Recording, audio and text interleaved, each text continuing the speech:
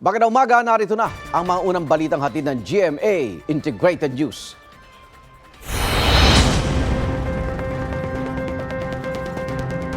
Igan, isang bangkay ng babae natagpo ang nakabaon sa isang bakanting lote sa Bagumbong, North Caloocan.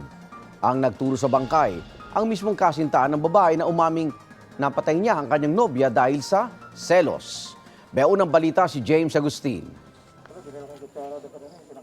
Tulong-tulong ang ilang residente sa paghukay sa isang bakanteng lote sa Barangay 171, Pagumbong, North Caloocan kagabi. Doon tumambad sa kanilang bangkay ng isang babae.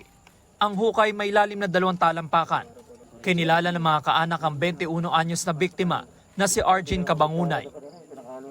Ang nagturo kung saan ibinaon ng bangkay, ang 21 anyos niyang kasintahan na si Jeffrey Montales.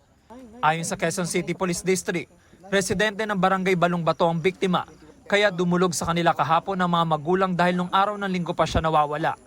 Kasamang pumunta sa police station si Montales na itinuring agad na person of interest ng pulisya dahil siya ang huling kasama ni Cabangunay. Nung hinanap na ng mga magulang, natunto na huling kasama ng kanilang anak na nawawala is itong person of interest natin.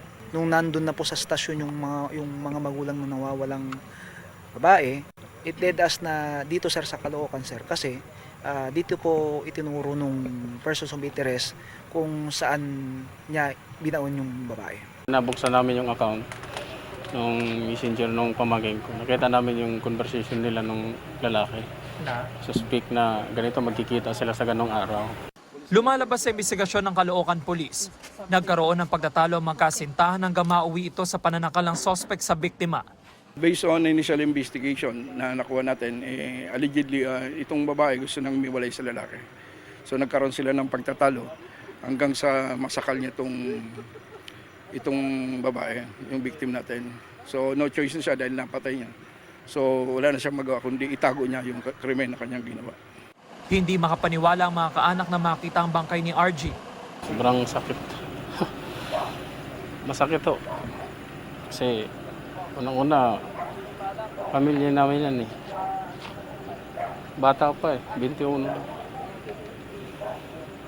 Kaya masakit para sa amin na ganyan nangyari, babae. Umami ng suspect sa nagawang krimen. Linggo ng hapon pa raw niya napatay ang kasintahan at ibinaon niya sa lupa nitong Martes. Aminado po ako na nagawa ko yun. Ako po talaga yung dala po kasi ng selos po. Kinokonfronta ko po siya kasi may kachat po siya na lalaki.